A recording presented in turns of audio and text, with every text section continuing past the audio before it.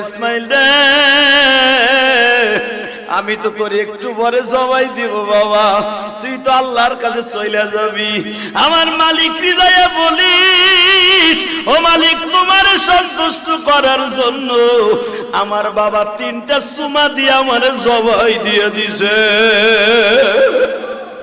কত আদর করে বাবাই সুমা দেয়। আজকে যারা বাবারায় ফেলছ, বাবার সুমার কথা ভুলে যায় না গো বাবা। বাবার এক একটা সুমা কিন্তু, বাবার এক একটা কিস কিন্তু জান্নাতের নেয়ামত। সঙ্গে সঙ্গে বলে ইসমাইল রে, তাহলে আর দেরি করা যায় না, ওঠ পাহাড়ের উপরে। বাজান ইব্রাহিম আলাইহিস সালাম লম্বা ছিল আপনার আমার হাতের 14.5 হাত। আল্লাহু আকবার বলেন। 14.5 হাত লম্বা মানুষটা বাজান কয়েক কদম দিয়ে পাহাড়ের উপরে উঠলেন, যেখানে শোয়াইছে ইসমাইলকে। ওই জায়গাটা এখনো মিনার করা আছে। ইসমাইল যখন শোয়া দিবে, মাজার থেকে বাজান বেরায় 22-23 হাত লম্বা একটা 22-23 হাত লম্বা একটা রশি, চামড়ার সোবলা দিয়া বানানো বাবা রশি, মাজার থেকে ইসমাইল খুলতাছে ইব্রাহিম। ইসমাইল বলে বাবা রশি দিয়ে কি হবে? বাবা আমি তোরে বাইন্দালাম। ইসমাইল বলে বাবা ঠিক কথাই কইছেন, এই রশিটা লাগবে। আমার যুবক ভাইরা, ইসমাইলের গাড়িতে জান্নাতে যাইতেছে আসছে ভাই। এখন 2 ফোঁটা পানি দিয়ে বাবার কথা মনে করে করে কান্দ। যখন বললেন বাবা আমার জবাই দেওয়ার আগে মাত্র 3টা কথা তোমার মনে রাখতে হবে। কি? 1 নাম্বার কথা, বাবা তুমি আমারে জবাই দেওয়ার আগে এই জামাটা খুলে ফেলবা। কেন? ভিতরে যে গেঞ্জিটা সেটাই যথেষ্ট। কেন? বাবা তুমি আমার এই জামাটা আমার মায়ের কাছে পৌঁছে দিও। বাবা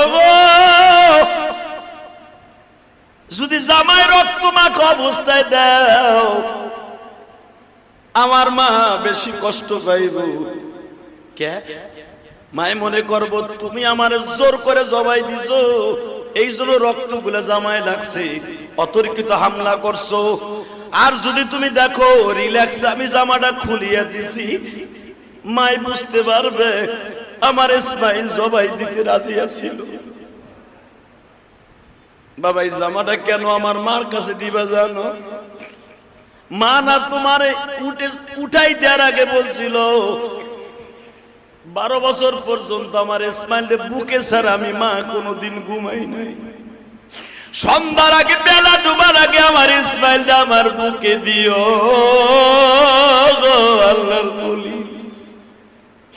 অন্তত আমার জামাটা, এই কুর্তাটাই জুব্বাটা মা যদি পায়, আমার মা বুঝে নিবে আমার ইসমাইল আমার মুখে আসবে।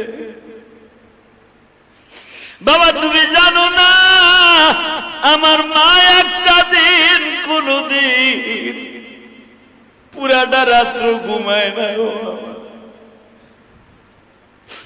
শুধু তোমার কথা মনে করে কান্দে গো বাবা। পৃথিবীতে আমার মায়ের মতো স্বামী সোহাগী কোন মহিলা আছে কিনা জানি না গো বাবা। এই শর্তের মধ্যে আর একটা কথা, এখন আপনারা কানবেন। বাবা তুমি তো আমার এই হাত দিয়ে জবাই দিবা, কয় হ্যাঁ। তোমার হাত 2টা আমার গালের সাথে লাগাইলাম।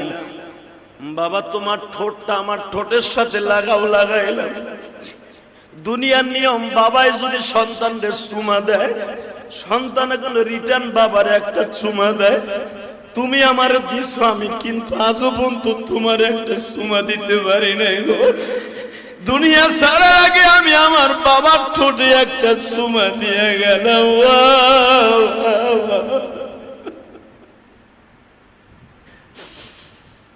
আমি জমিনে শোয়ার আগে একটা ওয়াদা আমারে দাও, তুমি কি আমার পরে রাজি বাবা? ইব্রাহিম কান্দে আর কয় মালিক শুনছো? আমার ইসমাইল কয় আমি কি তোমার পরে রাজি? আমার ইসমাইলের মতো সন্তান এই পৃথিবীতে হয় না। বাবা আমি তোর পরে খুশি, তাড়াতাড়ি শুইয়া পর, আল্লাহ বেজার হয়ে যাইব। ইসমাইল বলে বাবা মাত্র আর 2টা মিনিট কি, ও বাবা তাড়াতাড়ি আমারে বাইন্ধে ফেললাম, কিন্তু ছুরির নিচে দেওয়ার আগে একটা ওয়াদা দাও। কি বাবা? তোমার হাত 2টা দাও। দিলাম, হাত 2টা চুমা দিলাম। কেন জানো? ও বাবা এই 12টা বছর আমার মায়ের ঘরে একদিনও তুমি থাকো নাই। আমি তো ছুরির নিচে যাব, ছুরির নিচে যাওয়ার আগে তুমি একটা ওয়াদা দাও, আমার মা কোনোদিন একা ঘুমায় নাই আমারে বুকে ছাড়া, আমি মরে যাওয়ার পরে তুমি আমার মাকে একা রাখবা না, তুমি আমার মায়ের ঘরে ঘুমাইবা। আমার মাকে দেখার মতো আর কেউ থাকবে না গো আল্লাহর পরে তুমি তাও। আমার মারে তুমি কোনদিন আর একা রাখবা না, আমার মা একা হয়ে গেলে আমি ইসমাইল কষ্ট পাবো।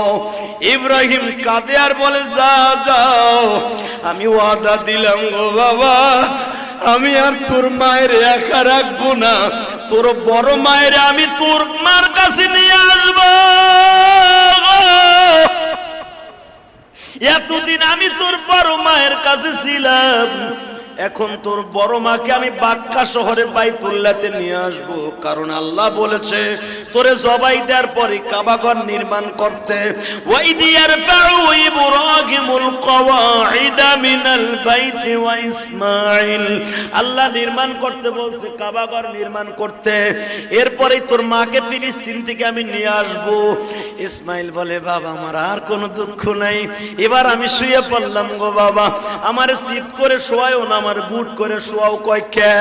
যদি আমি সিট করে শুই গো বাবা, তোমার চোখ আর আমার চোখ এক হয়ে গেলে তুমি আমার মায়ার খাতিরে আল্লাহর সাথে গাদ্দারি হয়ে যাবে, জবাই দিতে পারবা না, মায়া লাগলে আর জবাই দিতে পারবা না।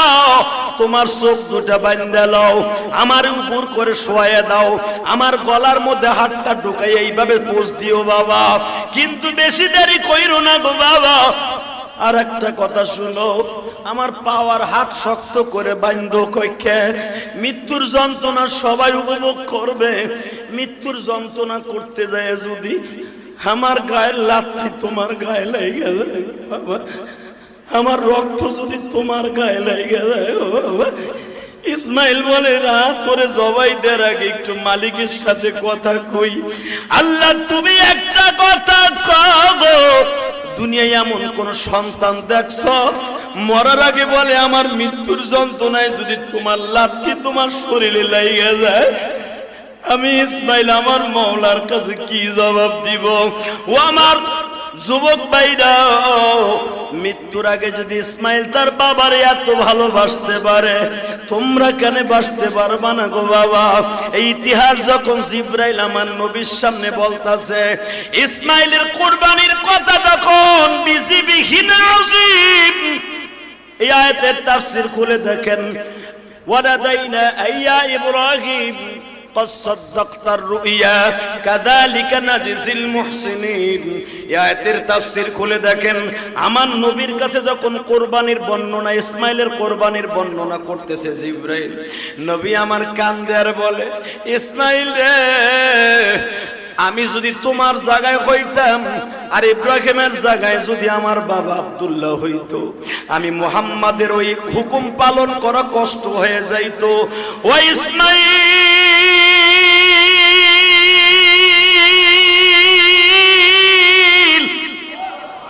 উম্মত আমার রোজে মাহশারে কাঁদিবে, তুমি তাদের লয়ে যায় জান্নাতে।